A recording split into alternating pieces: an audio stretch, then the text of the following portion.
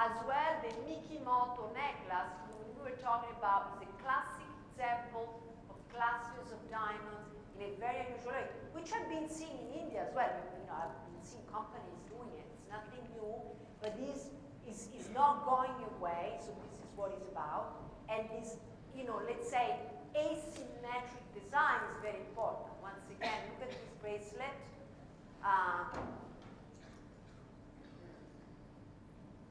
Now, this call it, you know, nomadic succession, but again, it's more kind of, this is more of a, let's say, fashion jewelry, but still it could be sterling silver, but also gold, oxidized gold, or alternative material. But these things are also produced in India. I've seen it for women as well, for men's jewelry. It's more of an earthy kind of flavor, especially in the US. They are backing and really liking ancient or archaeological inspired design, everything that seems old. The textures and brushed surfaces and hammered and handmade effects are very popular. Oxidated metal next to 18 karat, 24 karat combinations, but this is like a very important insignia, rings, ancient coins, and symbols. So symbolism is also important. When I was talking about texture and certain finishes, so of this very important look. So here, this is kind of completely in contrast with the other like minimalistic design, which is supposed to be lightweight because it's meant to be collectible. So people will buy and layer it, either their earrings or stuck with rings or pendants or little necklaces. Again, in this world, as you can see, color, I would say, it's also important, and the design element, like with some tassel, yes, I'm wearing a tassel, and my friend Rupa was mentioning, I see a lot of this out of Turkey. In fact, she's good because I bought this from a Turkish company, but in China, as a paradox. Because as a paradox, but they're done in China, but they're sold by Turkey. Don't ask me why. Isn't it funny? They make it in China, and they're sold by Turkish, and that's what it is. But they're made in China. That's what I heard by the Turkish. You know, that's what but anyway, but there is a lot of tassel coming out of India as well. Goa, Rajasthan, the Rajasthani design, and it's very much in fashion worldwide. In let's say fashion jewelry, but the tassels continue to be a very popular design element. Either they're done out of gemstones, pearls, chains, and or fabric and silk. The association of silk, gold, and gemstones in this case I mean also diamonds, are very strong. In fact, I bought a pair of tassel earrings in Goa material, so it's like, there is a lot. Sorry, I don't know what happened, we're very fast. Chroma-light. Now, in this chroma-light, it's really like, it's like color again, but opals and opalescent design, and everything is opalescent design, meaning it changes with light. It's interesting. So the moonstones, opals, pearls, and cabochon cards, they're very interesting. And also, of course, includes mother of pearl. So this is another interesting channel and mega trends to follow. We're going to see more and more of that. We've seen it in Vicenza, I've seen it in Hong Kong, and I'm sure we're going to see it in Vegas as well. So stay on the look for that, especially if you work with the international market. But everything is very delicate. It really changes. It's like really goes, I mean, opals and mother of pearl, they change light based on the environment. And that's it's very digital in a way. Pearls and gems again. And again, more than just new color style, I would talk about, or I would stress about contrast. Cabochon associated to faceted stones, and really mixing different cuts together. This is another thing, this kind of multi-sensorial feeling of jewelry, of mixing texture, including the gems. Once again, another example of asymmetric earring, and actually a very important trend, which this one is like Irene Newett, which is American, but also some Chinese designers have seen it. They're selling individual earrings.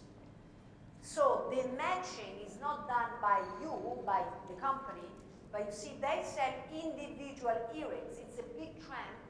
Paige Novick is doing it.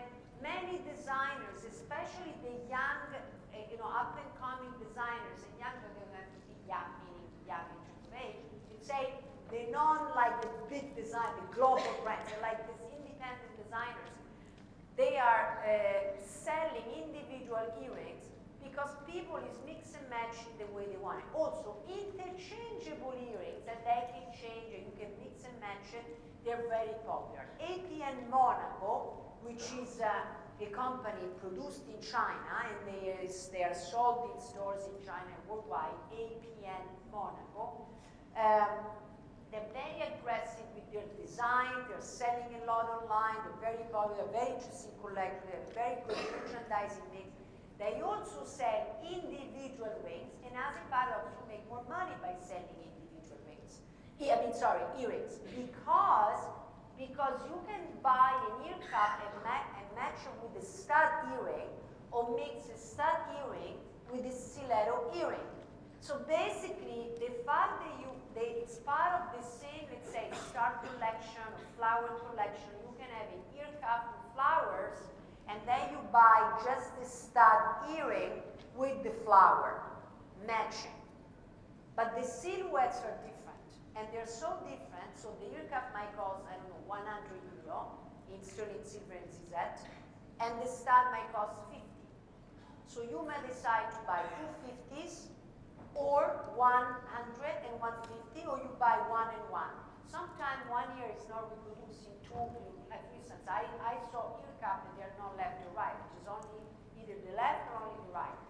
So look at this, because it's good for you to know what's happening, because it's an idea, because that's what's happening in the market.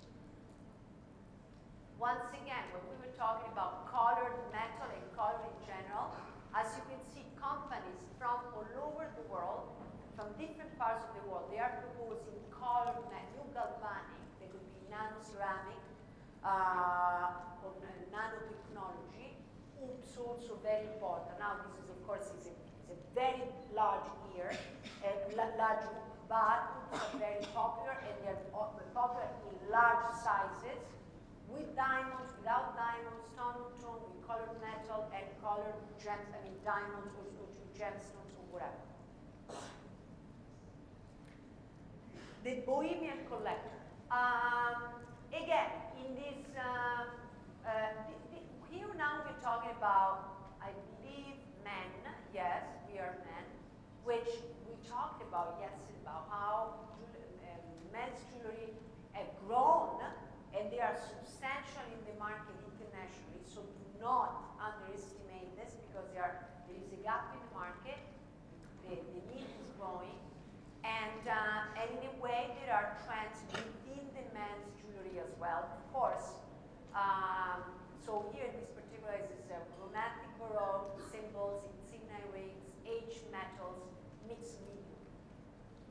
So that kind of look, which is more like, again, ancient or associated to culture, to age, a little bit rough, oxidated, is very popular. Yes, it's also we're talking about, mixing media, contemporary pattern and symbols,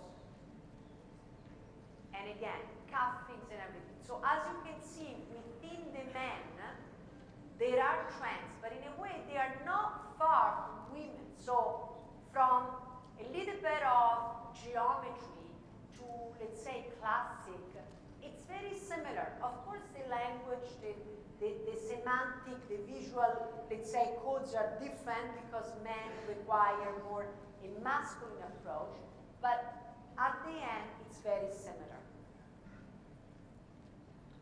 So I end my product direction presentation which I hope that really what I'd like to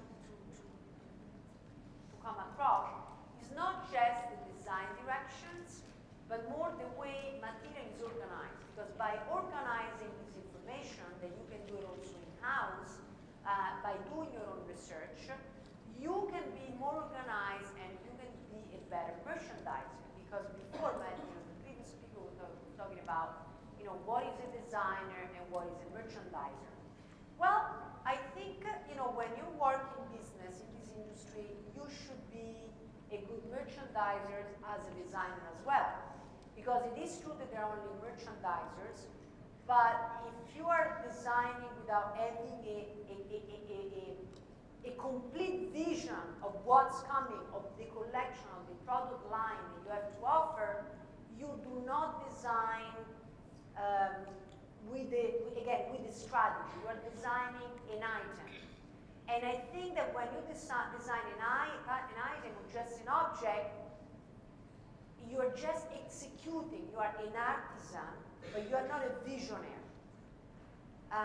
It's important that a designer is also has a vision of a merchandiser. By merchandiser, I mean organizing collections and product line in a way that is organic and efficient for the company. So the way what I really want to, I wish to show and be an example of is organizing and having a methodology of work. So that's what I have to say. So I end my presentation. Do you have questions? Let's work. Yes, Lilipa. We need a microphone, please. I tell you that once I am down the stage, if you ask questions, I will not answer. I will not. Don't come to me. Don't really come.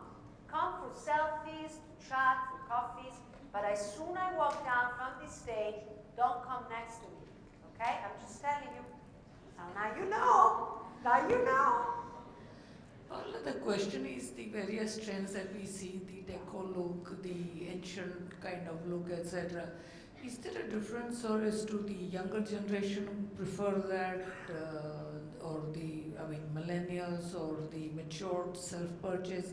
Are those differentiating factors play a role, or it's just for markets, or within markets there would be further segments? So how does that work? It's a good question. Well, I would say that for sure the first direction, the lightweight pieces, especially, I'm talking about now precious, okay? We have to understand, of course, that sometimes design is also driven by money, but what you dispose, how much money you can spend in style. I would say the millennials, they are mainly attracted by very simple, neutral, contemporary design. Because, the taste is in the making, but we cannot talk across the board. I would say the most intricate and opulent design, it's mainly for an older crowd, not just because of the crowd, but because maybe they own already the basic pieces, and therefore they are collectors, they buy in a different way. They have already their jewelry wardrobe or their wardrobe, so they have their basics, and then now they're buying the most intricate pieces. Also, the simpler pieces, they are more affordable compared to the intricate pieces, and therefore the youngster like to, in this case, let's call it the millennials, they are more attracted from, let's say, simple design versus more intricate design. I would say across the board, but then of course there are niches, so it cannot be completely general. Yes? Can I get the mic or? What is your name? This is Shayanti. Let's talk on the mic. Hi, this is Shayanti. I'm a blogger, and I like the fact that you mentioned that influencers should be having an opinion. So I'm curious to know that there are certain things which are predicted as trends, and then as a blogger or a social media influencer, I have my own style statement to follow or to put out there. So how do I balance the two? Like, do I have to keep to the trend which is supposed to be the trend, or do I still go by what I feel is currently going to be fashionable? Okay.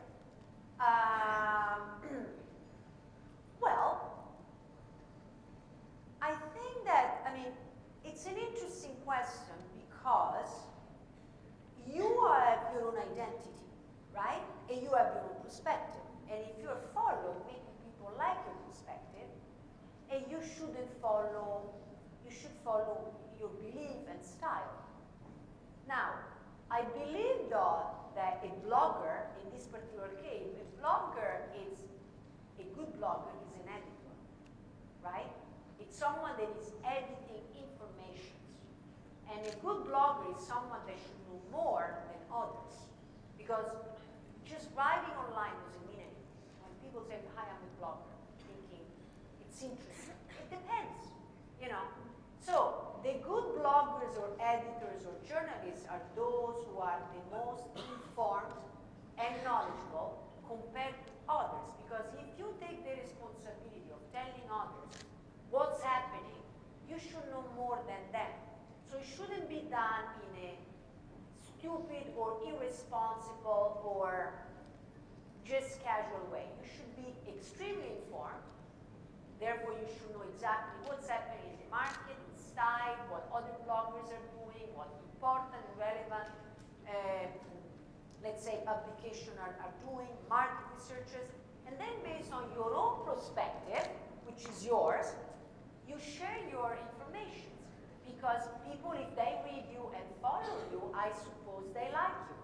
And so it's your own editing that makes the difference. And I think that's the way it should happen for everybody here. I mean, they heard a lot of specialists, many information, but then at the end of the day, they go home and they will adapt it to what is the company need. And I think you should do the same. Thank you so much. Sure. Finished? We having lunch? Yes, we do. So have a wonderful